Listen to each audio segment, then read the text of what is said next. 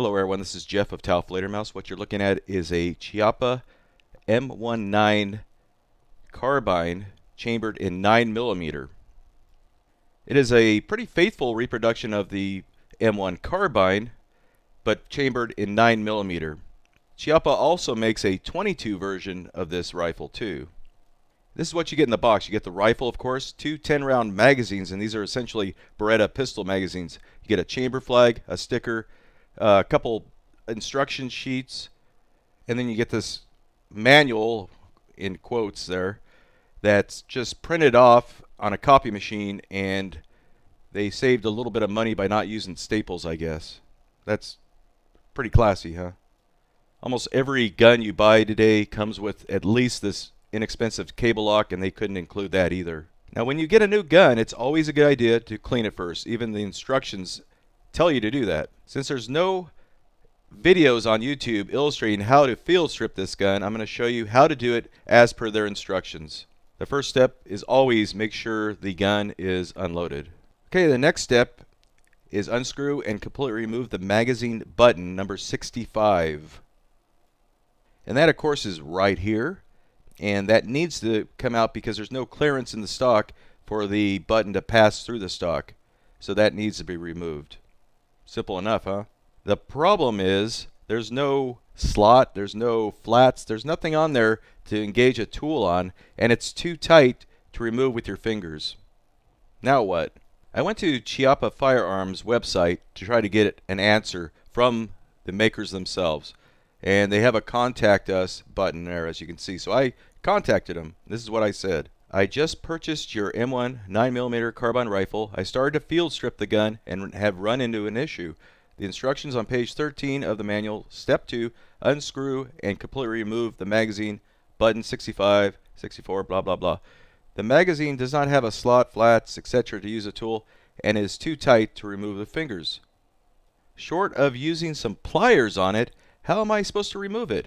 I really don't want to mar up a brand new gun. Any assistance would be appreciated. And you can also see that I disclosed that I have a YouTube channel, which should have given them a clue that I was going to do a review of some sort on their product. And what were their instructions on how to do this? Jeff, my customer service manager said to put a cloth over the screw and to use a pair of pliers to help get it out. That's why you don't scratch up the finish. I appreciate your fast response, Chiappa, but the advice is horrible.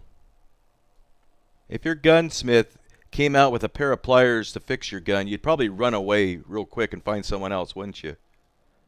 What I did here, instead of a rag, I used a rubber gripper, which is the gripper off of a ballpoint pen, and put it over the button. And we got our trusty pliers there as per Chiappa's instructions. Let's see if we can damage this gun. Oh, it broke loose, so we're good there. Wasn't as bad as I thought. Here are the 3 parts that you'll have. Make sure you don't lose anything. Okay, our next step here is to loosen the ring band screw number 49. And that's simply right here. And all you really need to do is loosen it real well. You don't have to take the screw all the way out. Okay, next step, press spring number 7 and remove the ring band, being careful not to lose spring number 7. And that's spring number 7. And I decided to use something that wouldn't mar up this spring. It is a steel spring, and was able to press on it while pulling up on this plastic assembly here. Yeah, it's plastic, folks. Now, since they couldn't afford staples or even a cable lock, it doesn't surprise me that some of the parts are made out of plastic. Okay, next step, remove the forend, and that's very simple. It'll just slide right out. Now, despite the plastic parts, the wooden parts on this are real wood and are of very good quality. But I think for most gun buyers, just the fact it has plastic on it is a deal breaker.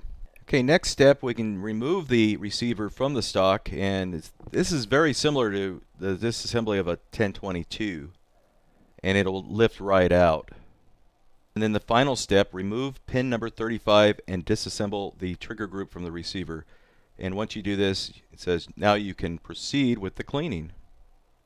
Now we'll refer to the exploded diagram. Here is pin number 35, and it would appear that it goes into this hole right here by this diagram.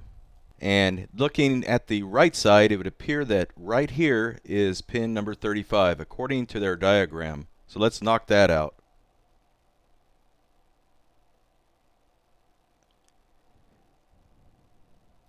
Here again is their diagram showing the alignment of the pin, and apparently that is not the right pin to knock out. Okay, let's try this again. Let's try this pin right here. That looks like it's might be the right one. It's a roll pin, not a solid steel pin. We took that out, and let's see if we have any luck getting the trigger group off. Ah, there we go. That's the right one. And now, according to the instructions, we can now proceed with cleaning. Awesome. But here's the problem. We still have the bolt assembly in place, and in order to clean the gun properly, you need to put that cleaning rod through the breech end, right? But that's as far as the instructions go. Apparently you need to maybe pull these screws out. Who knows? The instructions don't tell you. And I'm done. I'm going to put the gun back together, and that's it. And that, folks, is how you field strip a Chiappa M19. And look at that beautiful little scratch I put in there. Thank you for that awesome advice of using pliers, Chiappa. Hope you enjoyed this video. Thanks for watching.